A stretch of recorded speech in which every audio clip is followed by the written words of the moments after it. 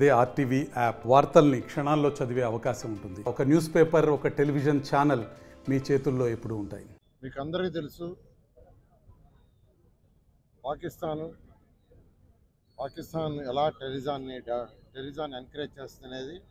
మొన్న 26 మందిని కాశ్మీరులో పొట్టన పెట్టుకున్న వ్యవహారం అందరికీ తెలిసిందే. అయితే ప్రతి ఒక్కరిని కలిసి వేసింది ఆ సన్నివేశం. ఎందుకంటే భర్తని భార్య ముందే కాల్చి చంపడం జరిగింది. భర్తని ఎవరైతే టూరిజానికి పోయారో ఆ టూరిజం పోయిన దాంట్లో పిల్లలు, భార్య అందరూ ఉంటే అడిగడిగి భర్తను కాల్చారు, పిల్లల ముందు, భార్య ముందు. అది మరీ నీచమైన ఇది. అలాంటి వ్యవహారం చేసిన ఈ ఉగ్రవాదాల మీద భారత ప్రధాని గౌరవ నరేంద్ర మోడీ గారు ఆపరేషన్ సింధూరాన్ని ప్రారంభించిన వెంటనే అన్ని దేశాలు, ప్రపంచంలో ఉన్న అన్ని దేశాలు సపోర్ట్ చేస్తున్నాయి. అమెరికా కావచ్చు, జపాన్ కావచ్చు, రష్యా కావచ్చు. ఎందుకంటే ఎవరు కూడా ఉగ్రవాదాన్ని ప్రోత్సహించరు. కానీ పాకిస్తాన్ ఆక్రమిత కాశ్మీర్లో ఉగ్రవాదాన్ని ప్రోత్సహించి వాళ్ళ శిబిరాలు పెట్టుంటే వాటిలన్నింటినీ మన సైనికులు ధ్వంసం చేశారు. ఆపరేషన్ సింధూరాలో అతి తక్కువ సమయంలోనే ఎంతో విజయం సాధించిన సైనికులందరికీ హ్యాట్సప్. అదేవిధంగా ఎవరైతే ప్రాణాలు కోల్పోయారో వాళ్ళందరికీ నివాళులు అర్పిస్తున్నాను. ఈరోజు భారతదేశం ప్రపంచంలో అన్ని దేశాలతో స్నేహాన్ని కోరుకుంటుంది. ప్రత్యేకంగా మన భారత ప్రధాని, ఆయన ప్రధాని అయినప్పటి నుంచి 2014 నుంచి మనం గమనిస్తే ప్రపంచంలో ఉన్న అన్ని దేశాలతో స్నేహ సంబంధాలు పెట్టుకోవాలా, అందరితో వ్యాపారాలు చేయాలా, మన వస్తువుల్ని వాళ్ళకి ఎగుమతి చేయాలా, వాళ్ళ వస్తువులు మనం దిగుమతి చేసుకోవాలా.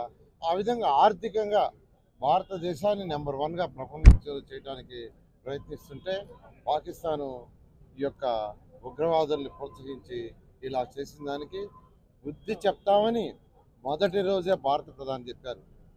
పాకిస్తాన్ కోరుకోని విధంగా చెప్తామని. అదేవిధంగా ఆపరేషన్ సింధూరా చాలా సక్సెస్ఫుల్గా చేశారు. అలా చేసిన వీళ్ళందరూ కూడా మరొకసారి నేను ప్రత్యేకంగా ధన్యవాదాలు తెలియజేస్తాను. తిరంగా ర్యాలీ బీజేపీ నాయకులు, అదేవిధంగా తెలుగుదేశం మంత్రి గారు నారాయణ గారి సారథ్యంలో బ్రహ్మాండంగా సక్సెస్ అయింది. సింధూర్ ఆపరేషన్ సక్సెస్ అవడంతోనే పాకిస్తాన్ వాళ్ళందరికీ భయాలు పుట్టినాయి. ముఖ్యంగా కూడా ఆపరేషన్ సింధూర్లో పాల్గొన్న వీర మహిళలందరికీ కూడా జోహార్లు. వాళ్ళందరికీ కూడా ముఖ్యంగా కూడా వాళ్ళు చేసిన త్యాగ ఫలితమే ఈరోజు మనం అందరం తలెత్తుకొని తిరుగుతున్నాం. ప్రపంచ పటంలోనే పాకిస్తాన్ని తీసేయాల్సిన బాధ్యత మనందరి మీద ఉంది.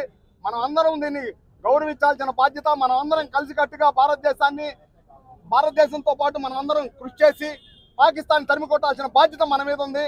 పాకిస్తాన్కి మన జనాభా అని ఊస్తే పారిపోయే పాకిస్తానీలు వాళ్ళందరినీ తరిమి కొట్టి మనం బాధ్యత తీసుకోవాలి.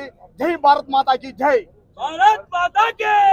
ముఖ్యంగా చూస్తే ఈరోజు మోడీ గారికి అందరం కూడా ప్రతి భారతీయుడు ఆయన పార్టీకి రహితంగా సపోర్ట్ చేస్తున్న అండగా నిలబాల్సిన అవసరం ఉంది.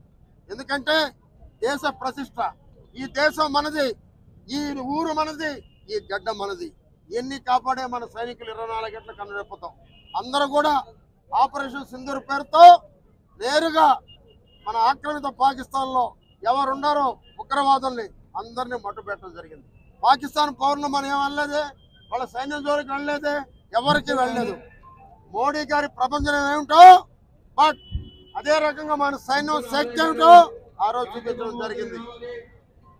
ఎందువల్లంటే నేను చెప్పేది ఒకటే, ఏ రోజైనా ఎప్పుడో నా చిన్నప్పుడన్నా మామూలు చెప్తుంటే మా నాన్న ఆనాడు బంగ్లాదేశ్ సపోర్ట్ చేసి ఇందిరా గాంధీ పాకిస్తాన్ని మట్టి గరిపించింది.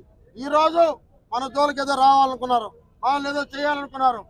మోడీ గారి ముందు, మన సైన్యాన్ని ముందు వాళ్ళ పప్పులు ఉడకల. ఒకేసారి అంతా వాళ్ళు ఏకాకి చేసిన ఘనత మన మోడీ గారిది. ఈరోజు చూస్తే నిజంగా మనతో పెట్టుకొని ఉండుంటే ప్రపంచ చిత్రపటంలో పాకిస్తాన్ అనే పేరు ఉండేదే కాదని చెప్పి నేను తెలియజేస్తున్నా. ఖబర్దార్ ఉగ్రవాదులారా, మా దేశ జోలికి ఎవరు వచ్చినా చీల్చి చెండాడుతామని చెప్పి కూడా హెచ్చరిస్తున్నాం.